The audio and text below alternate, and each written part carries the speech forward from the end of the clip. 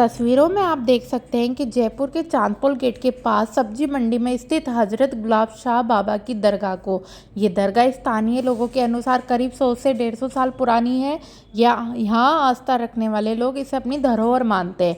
रविवार 8 फरवरी 2026 की सुबह करीब 11 बजे सब कुछ सामान्य था। ठेकेदार और मजदूर दरगाह के ऊपर एक छत और शेड का काम कर रहे थे। काम विधायक नीति से स्वीकृत था, लेकिन तभी हवा महल से बीजेपी विधायक बाल मुकुंद आचार्य अपने समर्थकों के साथ मौके पर पहुंच गए। बाल मुकुंद आचार्य का साफ आरोप था ये काम अवैध है, सरकारी जमीन पर अतिक्रमण किया जा रहा है। उन्होंने कहा एक तरफ हनुमान मंदिर है, दूसरी तरफ गणेश मंदिर है, बीच में सरकारी जमीन पर लोहे की रोड्स डालकर दीवार तोड़ी जा रही है। ये सुनियोजित अतिक्रमण है। परकोटा क्षेत्र की ऐतिहासिक दीवारों को नुकसान पहुंचाया जा रहा है। जयपुर की विरासत से छेड़छाड़ हो रही है। उन्होंने इसे लैंड जिहाद तक कह डाला और तुरंत काम को रुकवाने की मांग की। उनकी बात सुनते ही आसपास के लोग और कार्यकर्ता जमा होने लगे। माहौल गर्मा गया। इसी बीच सूचना मिलते ही किशनपोल विधायक अमीन कागजी भी मौके पर पहुंच गए। अमीन कागजी ने बाल मुकुंद आचार्य के आरोपों को सीधा खंडन किया। उन्होंने कहा यह महज 100 से 150 साल पुरानी दरगाह की पुरानी टीन की छत को बदलने और मजबूत बनाने का काम है। मैंने अपने विधायक निधि से 20 लाख रुपए इस काम के लिए स्वीकृत किए हैं। सब कुछ नियमों के अनुसार हो रहा है, दस्तावेज सबके सामने हैं। अमीन कागजी ने कहा बाल मुकुंद आचार्य जानबूझकर माहौल खराब कर रहे हैं। जब मंदिरों के लिए विकास कार्य पूरे हुए तो उन्होंने कोई आपत्ति नहीं की। अब दरगाह की छत बन रही है तो अतिक्रमण का राग अलाप रहे। ये साफ राजनीतिक स्टंट है। मैं जनता का प्रतिनिधि हूँ, किसी गुंडागर्दी या धमकी के आगे नहीं झुकूंगा। विकास का काम रुकने नहीं दूंगा। दोनों विधायकों के बीच करीब 6 घंटे तक तीखी बहस चली। भीड़ बढ़ती गई। स्थिति इतनी बिगड़ गई कि पुलिस को भारी संख्या में तैनात करना पड़ा।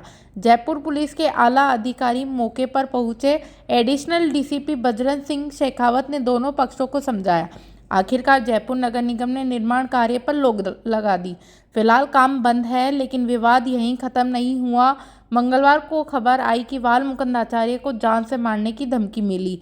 उन्होंने आरोप लगाया कि कांग्रेस विधायक अमीन कागजी और रफीक खान ने उनके खिलाफ गुंडे भेजे हैं और एक नंबर से फ़ोन आया और उन्हें धमकी दी गई। आचार्य ने कहा कांग्रेस वाले मेरी हत्या करना चाहते हैं, ये सब उसी साजिश का हिस्सा है। उन्होंने अपनी सफाई में कहा कि वे उपद्रव करने नहीं गए थे, बल्कि विरासत और नियमों की रक्षा के लिए गए थे। दूसरी तरफ अमीन कागजी ने इन आरोपों को पूरी तरह खारिज कर दिया। उन्होंने कहा अगर कोई धमकी मिली तो विधायक जी को तुरंत एफआईआर दर्ज करानी चाहिए। मैंने कभी किसी को धमकी नहीं दी, ये सब झूठा प्रचार है। उन्होंने आगे कहा बाल मुकुंद आचार्य पूरे जयपुर शहर के मालिक नहीं है। विकास कार्य में किसी को दखल देने का हक नहीं है। दोस्तों, ये मामला अब सिर्फ एक छत या शेड का नहीं रह गया, ये अब कई गहरे सवाल उठा रहा है। क्या वाकई अतिक्रमण है या आस्था का सम्मान? क्या जयपुर की ऐतिहासिक परकोटा दीवारों और विरासत को खतरा है? जयपुर पुलिस ने इलाके में 24 घंटे सुरक्षा बढ़ा दी। दोनों पक्षों के कार्यकर्ता अभी सतर्क है। नगर निगम ने कहा है कि अगले आदेश तक कोई निर्माण नहीं होगा। प्रशासन जांच कर रहा है कि काम कितना वैध है और कितना नियमों के खिलाफ। ये घटना जयपुर की सियासत में बीजेपी और कांग्रेस के बीच चल रही तल्खी का नया अध्याय है। एक तरफ विरासत और नियमों का नाम, दूसरी तरफ आस्था और विकास का नाम, बीच में आम जनता जो सिर्फ शांति और सम्मान चाहती है।